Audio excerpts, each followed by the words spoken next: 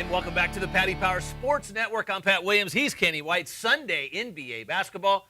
Kenny, a couple games with playoff implications. Let's start in Indiana, where the Oklahoma City Thunder come a-calling.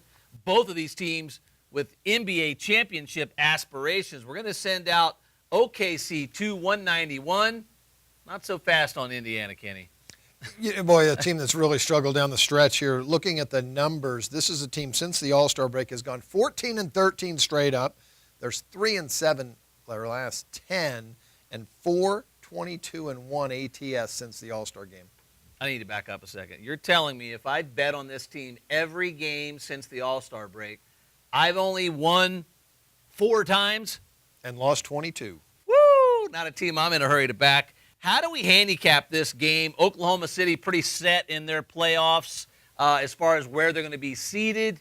Indiana, they're playing Miami on Friday night. Obviously, how they come out of that game is going to be very important. How do you cap a game like this? It's a big test, I think, for both teams because they are right now getting ready for the playoffs. So you said it. Both teams have a shot to be playing in the NBA Finals. Indiana needs to turn things around, obviously, but they're still fighting for the number 1 seed with the Heat in the East, so it's a very important game for them.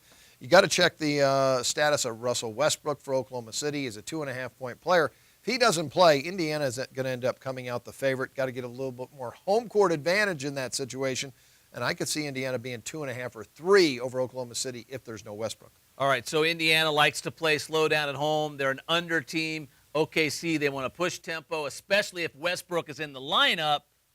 Who do you like in this game? They'll push tempo even if Westbrook's not in. Yeah. Reggie Jackson pushes the tempo as well. I like the game under, though. I think Indiana controls the pace at home. They need to step their defense up if they're going to be serious in the playoffs. All right, let's get to the other game.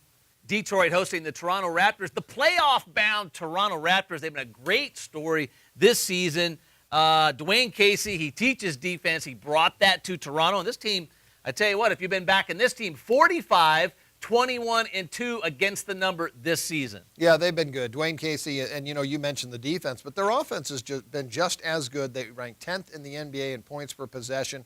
They're not a very fast team, 23rd in terms of pace.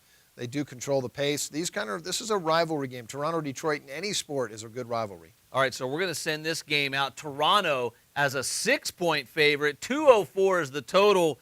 Detroit has just been an over machine. They play no defense. They're playing out the string. Will Toronto want to run a gun a little bit with Detroit on Sunday, kind of put on a show? Detroit 52-26 this year to the over, 67%. This should go up and down.